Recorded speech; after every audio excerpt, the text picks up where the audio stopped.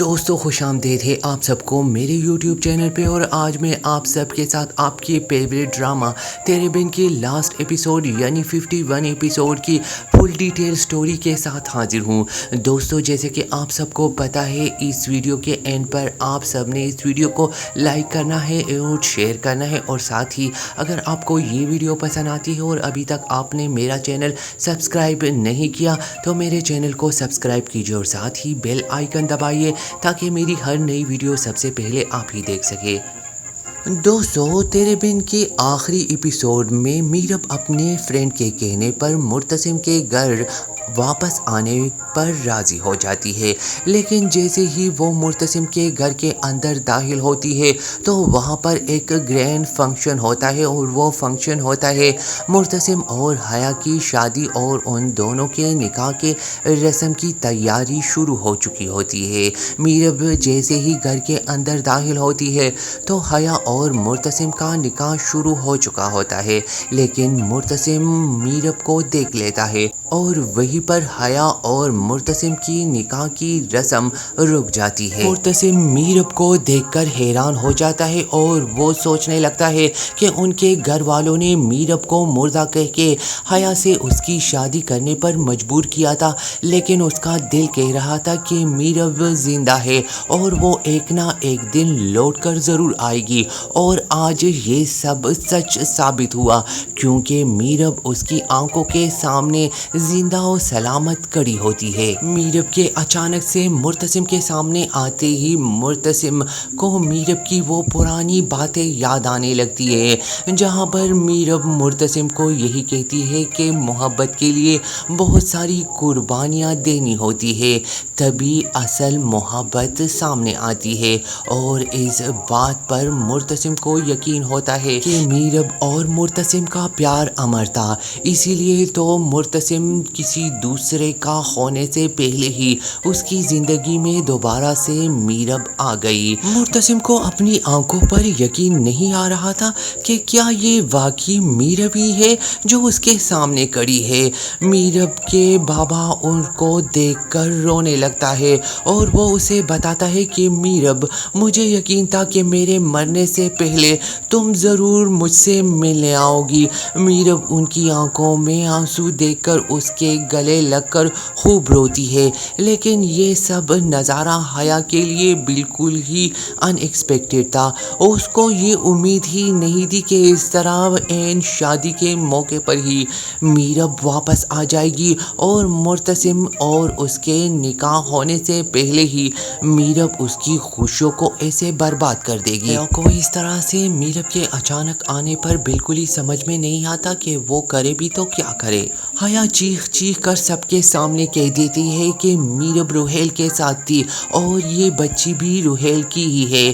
میرب اپنی معصوم اور چھوٹی بیٹی میسم کے ساتھ روتے ہوئے چپ کھڑی ہوتی ہے، وہ اپنی صفائی میں کچھ بھی نہیں کہتی، لیکن ماں بیگم سب کے سامنے آگے آ کر میرب سے پوچھتی ہے کہ تم 2 سال تک کہاں پر تھی اور یہ تمہاری گود میں اٹھائی ہوئی بچی کس کی ہے، جواب دو۔ لیکن حیا سب کے سامنے چیخ چیخ کر کہتی ہے کہ یہ بیٹی بھی روحیل کی ہے اور یہ بھی اسی روحیل کے ساتھ 2 سال گزار کر آئی ہے۔ لیکن میرب کے بابا سب کے سامنے اپنی پیاری بیٹی میرب کی ایسی بے عزتی دیکھ کر برداشت نہیں کر پاتے، اور وہ آگے آ کر سب کو بتاتے ہیں کہ میرب روحیل کے ساتھ نہیں تھی اور میری بیٹی بے گناہ ہے۔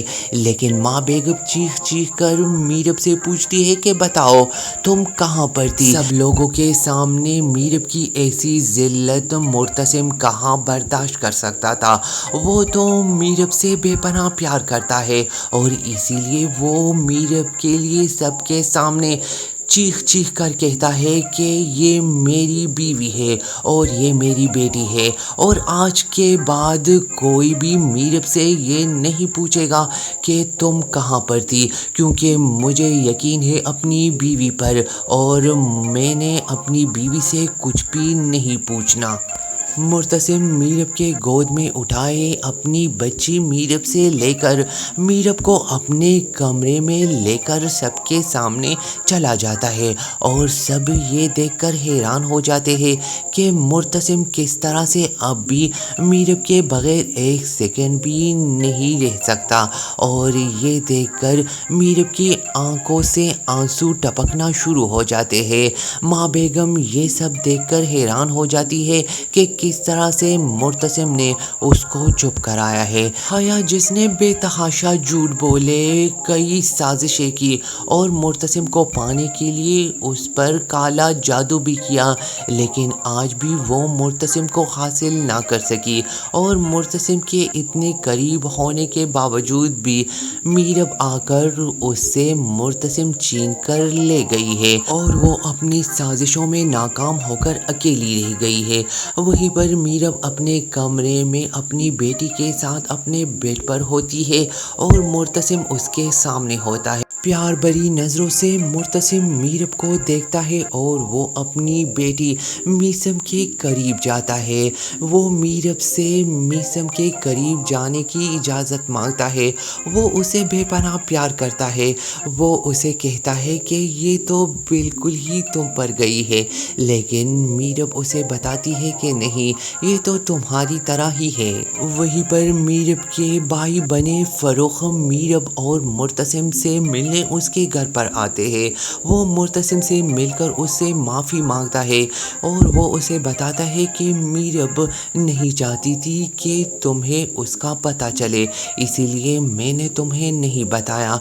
मीरब हमारे घर में बिल्कुल ही महफूज थी और वो मेरी बहनों की तरह है। वहीं पर वो मुर्तसिम को वो हार भी लौटाता है जो पहली मर्तबा मीरब ने फ़रूख को बस में दिया था, क्योंकि उसके पास टिकट के पैसे नहीं होते। फ़रूख ने वो हार संभाल के रखा होता है। उसे पता होता है कि ये किसी के प्यार की निशानी है और इसी वजह से वो मुर्तसिम को वो हार वापस कर लेता है। मुर्तसिम वो हार देखकर बेहद खुश हो जाता है और वो फ़रूख की ईमानदारी और उसका खुलूस देखकर उसे गले लगाकर उसे कहता है, ज़िंदगी के किसी भी मोड़ पर तुम्हें मेरी ज़रूरत पड़े तो तुम बिला खौफ व ख़तर मुझे आवाज़ दे सकते हो। और इस तरह से फ़रूख मुर्तसिम और मीरब से अलविदा लेकर वहाँ से चला जाता है। वहीं पर मुर्तसिम मीरब से एक सवाल करता है, लेकिन वो मीरब से कहता है कि नहीं, मैं तुमसे सबके सामने एक सवाल करूँगा और वो भी सिर्फ और सिर्फ एक सवाल।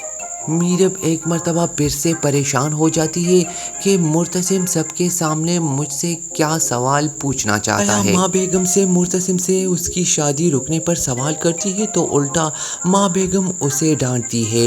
वहीं पर मुर्तसिम और मीरब हया और माँ बेगम के सामने आते हैं और वो मीरब से सवाल करता है कि मीरब, तुम मुझे ये बताओ कि जिस रात तुम घर से निकली थी तुम्हें किसी ने देखा था। अब मीरब ख्यालों में खो जाती है और उसे समझ में नहीं आता कि वो क्या बोले, लेकिन वो मुर्तसिम से सच कह देती है कि हाँ, मुझे हया ने देखा था।